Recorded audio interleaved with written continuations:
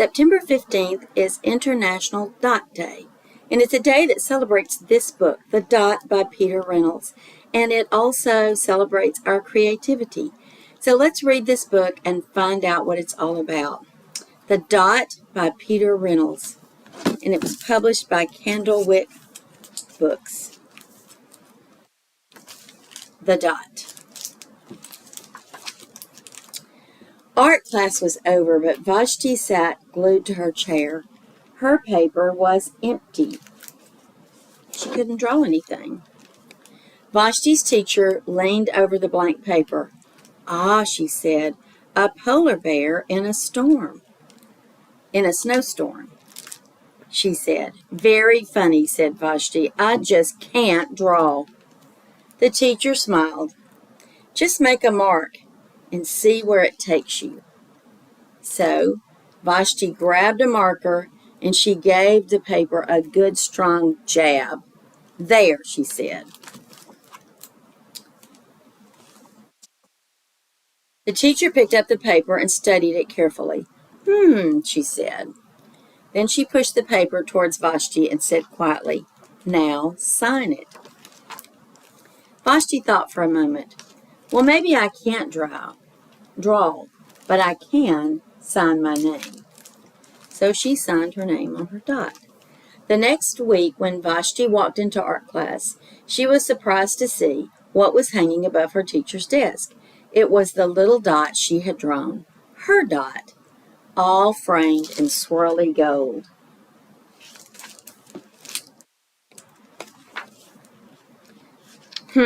"I can make a better dot than that," said Vashti. She opened her never-before-used set of watercolors and set to work. Vashti painted and painted. A yellow dot, a green dot, a red dot, a blue dot. The blue mixed with the yellow, and she discovered she could make a green dot. Vashti kept experimenting, lots of little dots in different colors. "If I can make little dots, I can make big dots too," she thought. Vashti splashed her colors with a bigger brush on bigger paper to make bigger dots. See? She's got a great big piece of paper and she's making bigger dots. And then she even made a dot by not making a dot. She colored all around and left the dot in the middle unpainted. At the school art show a few weeks later, Vashti's mini dots made quite a splash. Can you see all of those different dots she made? Different colors, sizes, and shapes. Vashti noticed a little boy gazing up at her. "You are a really great artist," he said. "I wish I could draw." "I bet you can," said Vashti. "Me? Not me. I can't draw a straight line with a ruler."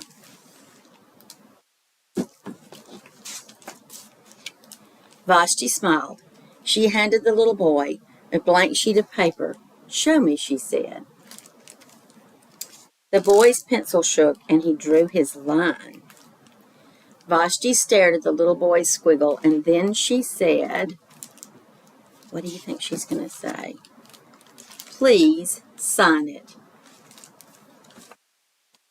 And he did.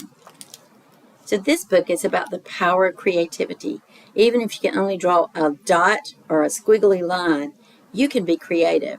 And I hope that you'll find a way to be creative to celebrate International Dot Day on September 15th.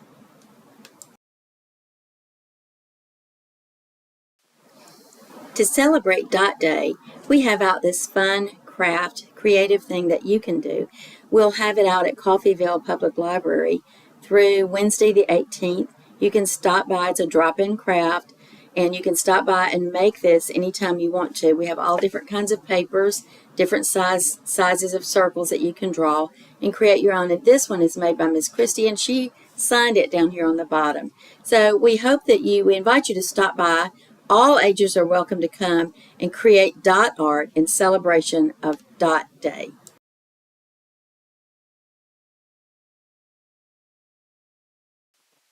This book is Art Dog by Thacher Hurd, published by HarperCollins Books. Let's see what kind of art this dog makes. Arthur Dog was a guard at the Dagopolis Museum of Art. He liked his job. He liked guarding the paintings by Vincent van Gogh, Pablo Poodle, but Leonardo da Vinci was Arthur's favorite painter, or was it Henri Matisse? Arthur couldn't decide. At night, Arthur came home to his little apartment on West 17th Street. He made himself dinner and read until it was time to go to bed. Arthur had a quiet life, and he seldom went out, except on nights when the moon was full. On those nights, Arthur's eyes grew bright, and his fur seemed to glisten. He would take out a box he kept in his closet. Wonder what's in that box? Put on a hat and a mask, and tiptoed down the back stairs into the streets of Dagopolis. He crept down into an alley when he was sure no one was around. He unlocked the box and took out paints and brushes. He painted a splash of lightning. See the lightning? A splash of sunshine, and dozens of glowing lights in the night. He painted monsters 10 feet tall, fish with tails the size of houses, and frogs ready to hop over skyscrapers. He painted art on walls in his community. When he was finished, he crept home, a dog alone, wondering if anyone ever noticed his paintings. No one saw him paint or sign his paintings with a splat of his tail and the name Art Dog, so he signed his paintings Art Dog. No one knew who Art Dog really was until one night at the museum, crash! A window was broken, a door was busted. Bring! The alarm went off, and footsteps clattered down the alley behind the little museum. The police screeched to the scene of the crime. The director of the museum was not far behind. Yikes! The Mona Wufa is gone, cried the museum director. Look at what they left behind. Leonardo da Vinci. Is this art? It looks like Mona Lulu to me, said the chief of police. The paint's still wet, said the museum director. Someone took out a painting and left one behind.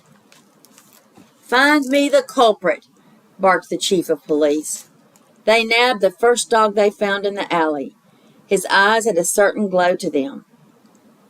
He also had a paintbrush in his paw. Book him, said the chief of police. They threw him in jail. Art Dog. They threw him in jail, but when no one was looking, he pulled out a brush and a tube of paint, and he painted a ladder. He climbed up the ladder, and where there were bars, he painted a window. And he jumped out. Back onto the streets of Dagopolis. There he put his nose in the air. What was he sniffing? Suddenly he took out his brush and his paints. Zip, splash, smoosh. He painted himself a brushmobile with his name on the side. He whizzed over to Acme Paint Factory to fill up his tank. Then off he roared into the night, over highways and bridges, through the park and past the ballet, leaving a trail of paint behind as he went. Art Dog is looking for the thief. He slammed on the brakes in front of a deserted warehouse. He sniffed, he tiptoed, he looked inside. These 3 nasty-looking mutts were getting ready to ship something to a distant port. He looked closer. It was the Mona. Yikes! The mutts turned around. Hey, what are you doing here? Said the biggest mutt. Gosh, I must have taken the wrong turn, said Art Dog. You can say that again, said the mutts. It looked like big trouble for Art Dog. There was only one thing left to do. Paint. On guard, he says, and he pulls out his paintbrush. What a masterpiece. He made a big mess. Wow, said the chief of police as he arrived with the museum director. How did you know where the Mona was? Art Dog wiggled his nose. I can smell art a mile away, he said. The director of the museum said, I don't know how to thank you, Mr. Art Dog, said Art Dog, pointing to his brushmobile. Art Dog, I like the way you paint. How about a show at the museum? Sure thing, said Art Dog as he sped away in his brushmobile. Then it was the night for Art Dog's show at the Dogopolis Museum of Art. Everyone stood around and sipped root beer as they waited to meet Art Dog and see his paintings. But where was he? Where were his paintings? And for that matter, wondered the museum director, where's Arthur? Shouldn't he be at work tonight? Suddenly there was a sound and everyone rushed outside to see. Just in time. Art Dog high in the sky, finishing his masterpiece. Can you see the painting that he's done up in the sky? City Rhapsody. Everyone was amazed and speechless. Then suddenly he was gone. Who was Art Dog? Who was this painter and the brushmobile, catcher of crooks, bringer of light to the Dogopolis night? Who was it?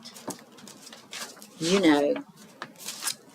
No one knew, but Art Dog knew. Hope you enjoyed this fun story.